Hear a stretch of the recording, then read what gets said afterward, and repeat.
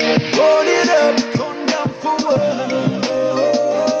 Shane and them talk say we no go blow. Thank you for staying with us. I hope that you, well, I suppose that you have heard about the overcloud in some areas of Rivers State, the soot that has engulfed the area in recent times.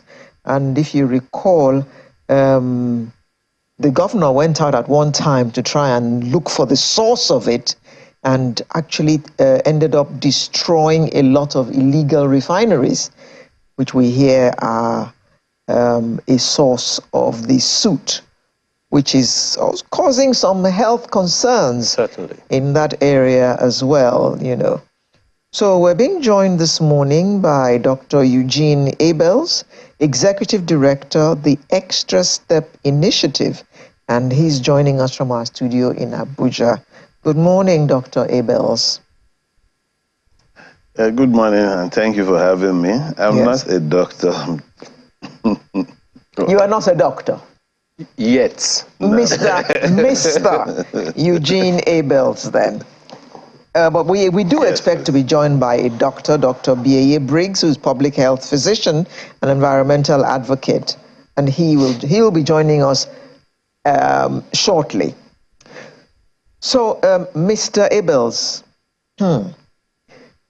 apart from the illegal refineries around the Port Harcourt area, what else has been discovered to be responsible for this soot?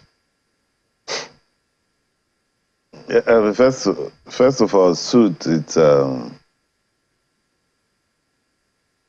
I lost you. I didn't hear the last part of your statement. I said, apart from the illegal refineries, what else has been what else can you say is responsible for the overcloud in that area, in the Rivers State area? Okay, when we talk about soot, we're talking about particulate matter that is submicron particulate matter. It's about 2.5 microns. And we found out that scientifically there are about 14 different sources of pollution, air pollution.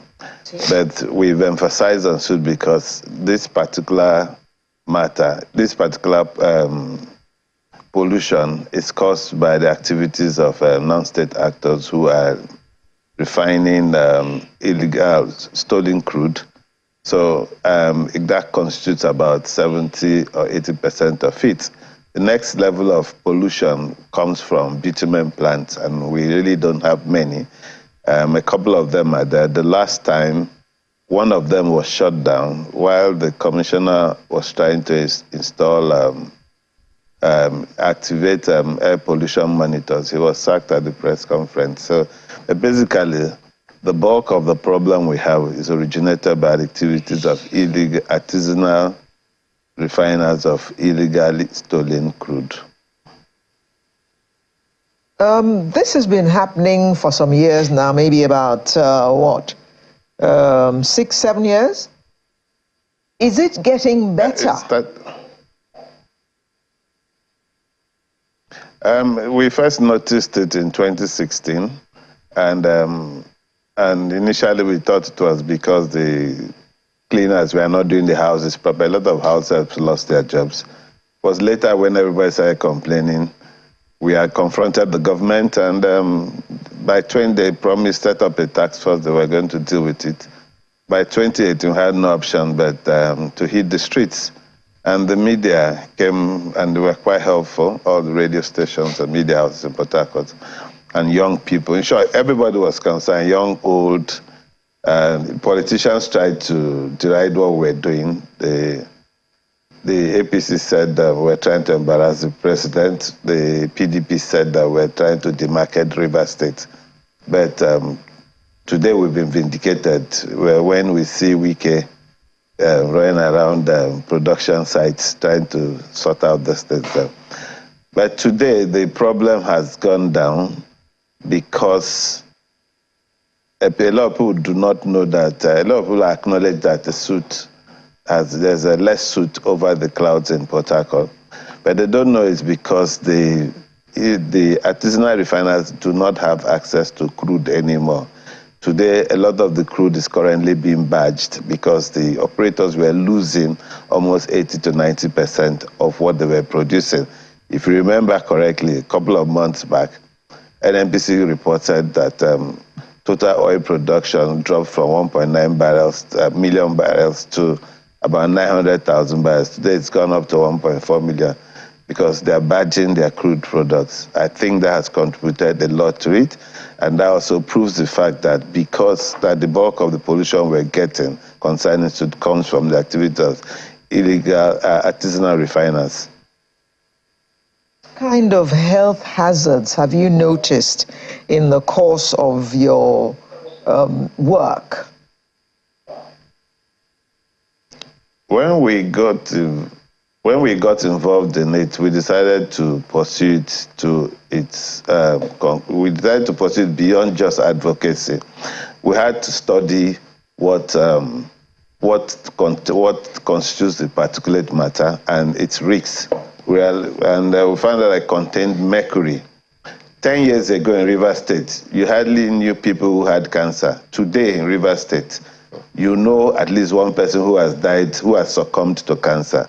Today in Rivers State, you know of one child that has renal problem. Today in Rivers State, you know of somebody who has died of kidney failure. Today in Rivers State, you know you must have attended a wedding 5 years ago that 5 years after they are yet to have a child. The signs are everywhere, luminous, they are everywhere. They've become part of our system. These are the things we have led. So when we even spoke at the Nigerian Medical Association Forum in 2018, Professor Chike promised that they will conduct a survey, and the survey led by Rivers State government revealed that over a 5-year period, trend was established that there were 22,000 plus respiratory-related deaths. So all of those things are coming out to play. And there are recent incidents of people dropping dead. We don't know what the causes are, and that's why our recent call has been that Rivers State must make it a state policy for us to begin to conduct autopsy. Being the hub of the hydrocarbon industry for 60 years, it means we are highly endangered, and there's a need for us to conduct a medical audit and an environmental audit of those who reside there and of our fauna and our flora.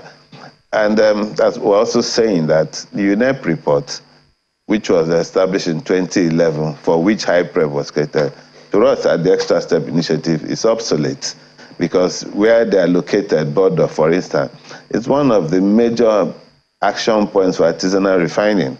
So we need to change this conversation, come to the table without antagonizing anybody, but begin to think of how we can proactively put in place, beyond buildings, policies which will help prolong lives in Rivers State.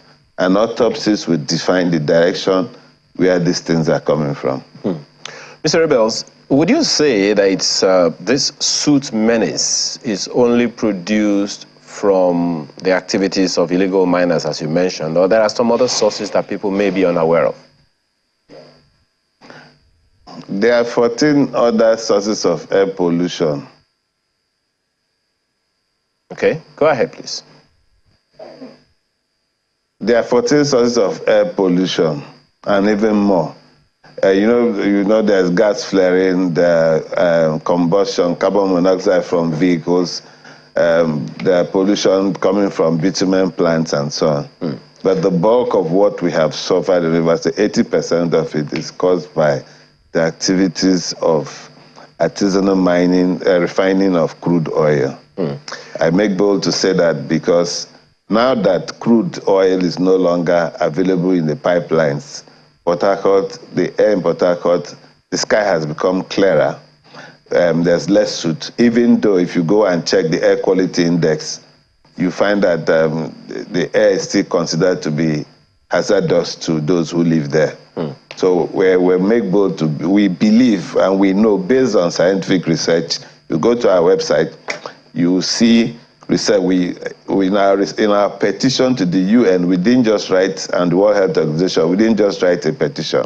We attached about 4 different studies that had been conducted on this subject matter when we petitioned the United Nations. So we are sure of what we're saying. Today, if you go to Port Harcourt or you do a survey, you find that everybody says, the Soot no day again. No? Yes, no day. It's not that it's completely eradicated.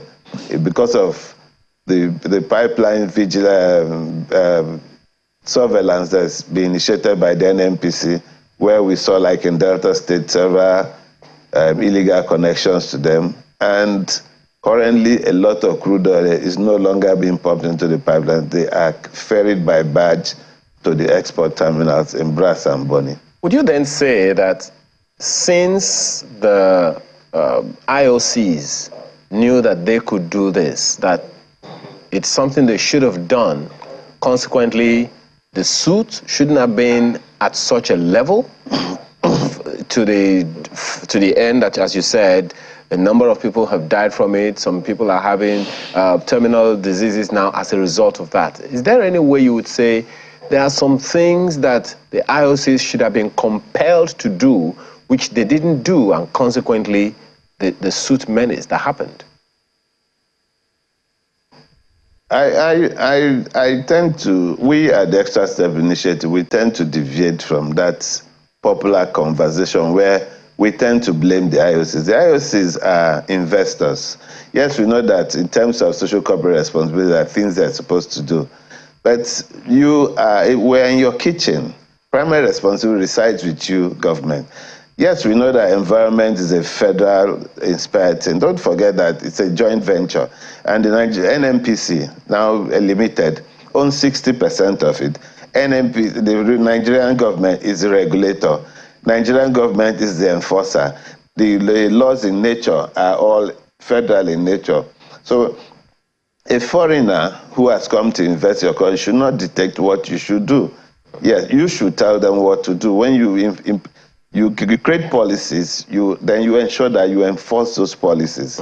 So it is not the position of, yes, I know that they need to be socially responsible, but it is our responsibility as a people, for us, we the people, and the people we've elected, and the bureaucrats who are the civil servants who we have employed to run this things, to ensure that they do what is supposed to be done.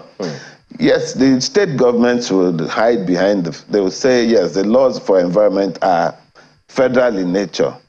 Yes, but in the same instance, we saw where Rivers State government picketed the NDDC when, for taxes, they did the same to the Port Harcourt refinery. If you look at the Federal Ministry of Environment, you also have a State Ministry of Environment, you also have environment secretaries at the local government levels. What have they been doing? You, the state government, I think, should lead the conversation in this kind of things, whereby beyond brick and mortar, we should begin to talk about, the world is talking about the environment. World Health Organization, as of 2018, says that the next biggest killer is air pollution. And you, you're the hub of the oil and gas sector, you're receiving billions of dollars. If you are not, how come you're able to build 12 bridges in 7 years, in less than 3-4 years? Yeah, it's because you have money. So beyond building things, yes, it's commendable, the roads are commendable, but the people need to be healthy. That conversation must begin from the local level, from the host communities to the state governments. Rivers State government came up with a report that there were 22,000 respiratory-related deaths in the state over a 5-year period. We have gone to court asking for the courts to enforce our right to a clean environment, because Nigeria is a signatory to the African Charter on the right to a clean environment, and it's been domesticated. But the very few cases, precedents legally on environment. But what are you doing as a direct beneficiary of this menace? So if we as a non-profit organization have commenced this conversation, the report is about 3 or 4 years old that the Rivers State government initiated. It's on the shelf.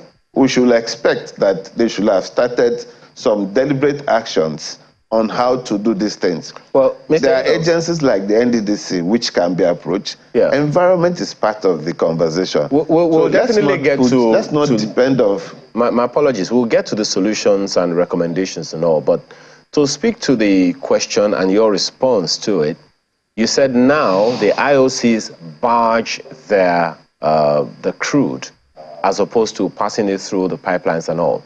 was that counsel or decree or policy from the federal government, or was the initiative of the IOCs themselves?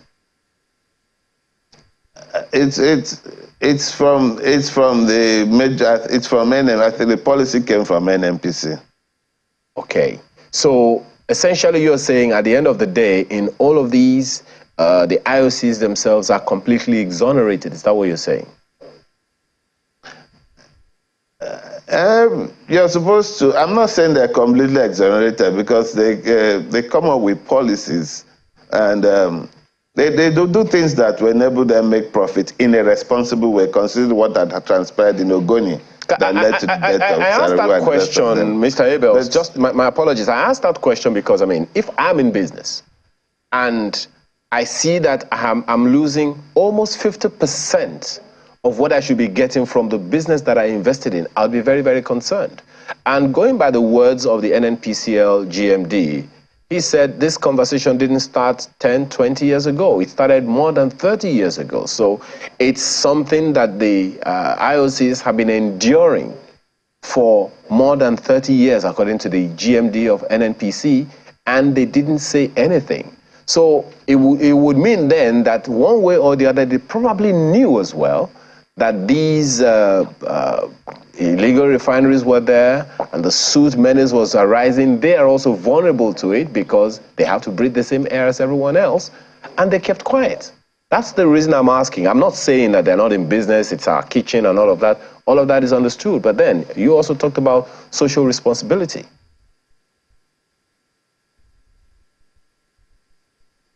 Well, they've not kept quiet. What they do, the way they function, they are minority partners in the conversation when it comes to the joint ventures. Everything they do goes through NNPC and NAPIMS. So I think when it comes to, they try as much as possible to keep away from the. I'm not speaking for them. I'm not saying they could not have spoken, but you know how things are in Nigeria, that such foreigners, they have to be particularly careful. So they try to speak to their community relations officers and their partners in NNPC. And I think that the people, I think and I believe that the people who should lead that conversation should have been the NNPC. And I think with the current GMD, we hear from him more often, unlike the former MDs and the GMDs in the past. So they own 60% of the joint ventures. So and the government is also the regulator. So the people we should hear from are not our partners in the business. The people we should hear from are our sons and daughters who run the NNPC and who are majority shareholders in in those oil transactions, and the regulators who are the ministries, departments, and agencies, given that have the statutory obligations to direct policies, enforce them, and make sure the people are protected and that business is done in a responsible way that is beneficial to the community and to the nation. What you speak about is a very serious issue indeed, something that is causing health hazards to the people in that area and is also causing death. So, have there been any penalties for those who were found complicit in, getting us to this situation where we have soot, over a whole area, a whole town? Yeah, it's a criminal offense, but you know how Nigeria is. When issues happen, people try to justify them. You have even had people coming up to say, people in government, high up in government, coming to say, oh, why are we vilifying these people? Why don't we set up cooperatives and set up mini refineries so that we use the local expertise and bring it to and apply it, since we're having scarcity of products and so on. And I said in this time and age, so if you see that in terms of prosecution, no agency is giving an account of how many cases they've won and why they have lost cases. Nobody's checking, nobody's asking. So people are emboldened So, and because nothing is being done, an agent and a government agency like NNPC had to pay billions of naira to bring private people to come and enforce surveillance on their pipelines. It means nothing is well. Nothing is well. If you're expected to see people punished, we've seen one or two cases, but we will have expected that if the nation has taken this call seriously, that by now there should be a form of collaboration between the Ministry of Environment and the Ministry of Health at all tiers of government, and come up with a policy that, look, what these people have done has exposed these people who live here to this level of danger. Can we invest in this area? Even bring in multilateral agencies. But I can even shock you. We've written 3 petitions to the World Health Organization. Till date, they've refused to even acknowledge our petition. United Nations, the same thing. But they talk to us through their agents informally. Nobody has refused to come and have this conversation at the table, that there's danger and people are dying. Because we don't conduct autopsy, because we don't keep data, people are not talking about it. But I always will challenge people. Today in Rivers State, you know at least 1 or 2 persons who have died from cancer. You know 1 or 2 persons who are in hospital suffering from cancer. We know that today everybody, because of the prevalence of cancer cases now, everybody knows where that the radiotherapy place somewhere in Zaria. There's one in Ibadan, Enugu, because the chicken has come home to roost. So in terms of convictions, it's a far-fetched and a tall order. We're yet to see anything. There's no deliberate attempt to deal with the issues. So we're left on our own to continue our advocacy, and particularly with help from platforms like yours, which you have availed us today. We want to thank you. Does the use of masks help in any way? Can you take that again? Does the use of masks, face masks, help in any way? Face masks, yes, they will help. Yes, the face masks help. But what about when you go to bed? True. The particular matter is about 2.5 micron. It can get into your nostrils, it can get into your bloodstream. So it's limited. It's limited. The only way it's advocacy to prevent people from doing that business, and for us to begin to advise on ways on how to keep your environment clean. Ensure that when you're cleaning your air conditioner, make sure you clean them at least twice a month. Bring them down, take them to the tap, use bleach, and wash them, scrub. So face masks. What about the kids who will play outside? We will have acid rain in River State. We do have acid rain. A face mask will not protect you from that. But if we begin to enforce properly, if government takes it and puts it on the front burner, like the way they put roads and bridges, that lives are more important than brick and mortar. People, right now, everybody's aware. People are feeling the pangs and the pains. But we need to, we respect government. If government, your local government chairman and your National Assembly member is talking about it, yeah, we need to commend, and telling you the consequences of allowing your children to participate in these things. Beyond going to prison, that they will suffer bonds. There were almost 90-degree bonds. You go to the bond center, you see them there. Those who have suffered accident, and children would die, indigent people, women, old people, pregnant women. When the government begins to talk about them and begins to talk about how we can ameliorate the situation, people will take it seriously. It's beyond a face mask. Face mask won't protect you that much. Okay. Now, in order to erase or reduce this menace to the barest minimum, I mean, you said the other time that the suit has massively reduced because illegal activities, activities of illegal mining have been greatly dissipated in Rivers State, and I'm pretty sure it's the same in a number of other states around rivers as well. The question then is, how do we ensure this is sustainable?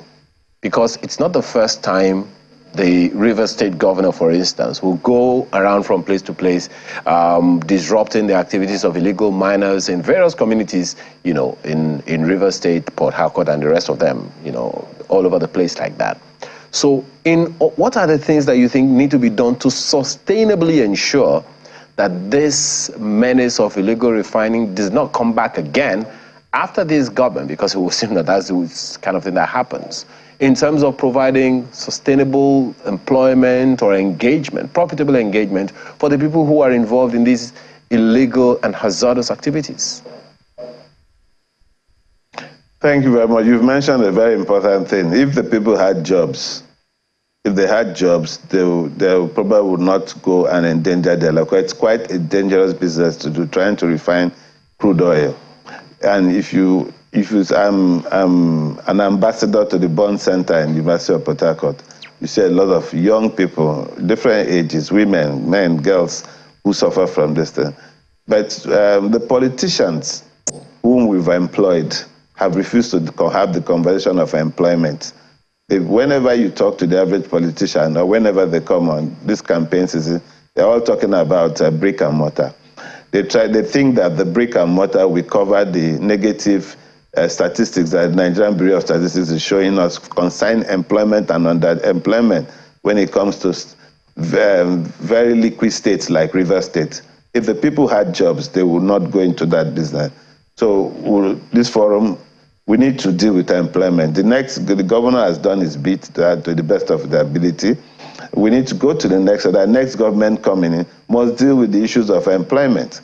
When there are jobs, they don't need to create all the jobs. They need to create enabling environments to provide these jobs. If they've forgotten, I might use the opportunity to remind them that Timari, which is like LASMA, had over 2,000 people. We need to bring it back. We need to bring back the River State Sustainable Development, which deals with agriculture, which brought extension before all over the world. Those are massive centers for absorbing of labor and it builds skills and helps to, once there are jobs, crime goes down and people are gainfully employed. Yeah. Now, at the federal level, I don't think that when it comes to conveying of crude oil by barge, for us to hit the production limits of our competitors, particularly with the energy crisis in the whole of Europe because of Ukraine war, the barge thing will have limitations. I know that new pipelines, the AKK pipelines and so on, things have been done. And I think they might need to increase vigilance. But most importantly, like the question you asked, you know, when you were trying to ask, what are the IOCs doing? You know, beyond the IOCs, you know, you have indigenous producers of oil now. They are all over the place who are handling most of the creek platforms because the IOCs are moved out into the ocean to drill oil. So, but we need to all come back to the table and have a conversation. This conversation we're having now on what to do, how to do. We need to audit the environment. We need to upgrade that UNEP report. It shouldn't be all about Ogoni. Yes, why the Ogoni own has to be updated. We need to know this. It's all intertwined.